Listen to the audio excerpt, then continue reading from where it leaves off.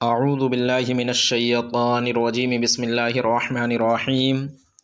ناظرین محترم، اللہ تعالیٰ کا بے انتہا احسان و کرم ہے کہ اس نے ہمیں رمضان جیسی عظیم نعمت سے نوازا۔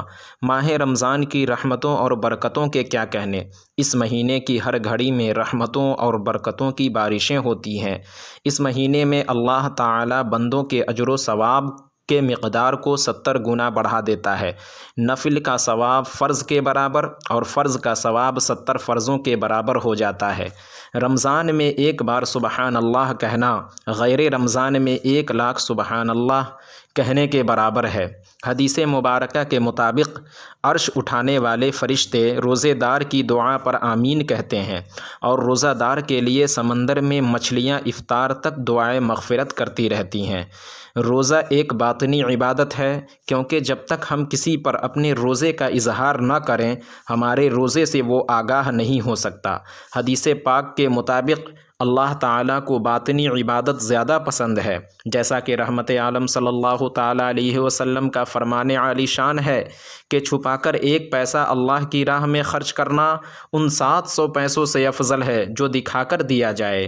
اور اس مہینے کی ایک خاص بات یہ بھی ہے کہ اسی ماہ مبارک میں اللہ تعالیٰ نے قرآن مجید کو نازل فرمایا۔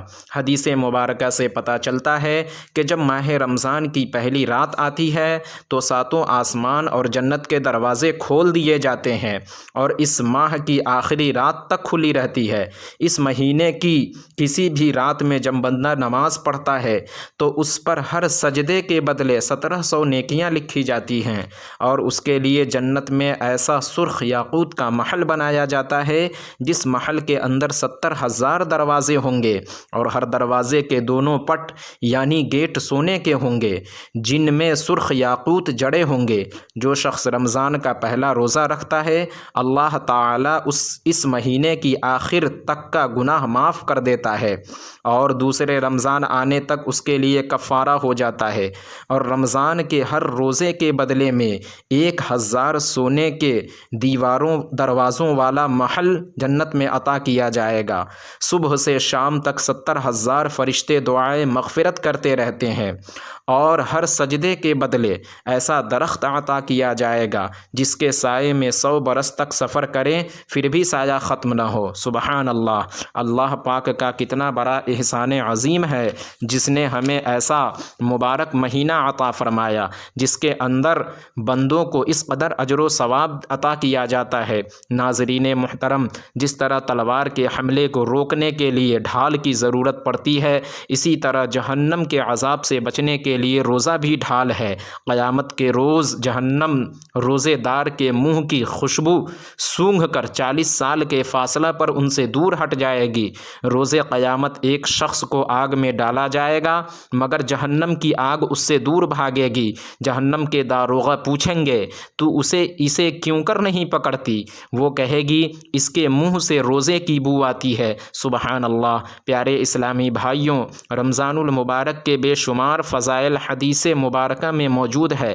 رحمت والے آقا صلی اللہ تعالیٰ علیہ وسلم نے یہاں تک ارشاد فرمایا، اگر بندوں کو معلوم ہوتا رمضان کیا ہے تو میری امت تمنا کرتی کہ پورا سال رمضان ہی ہو۔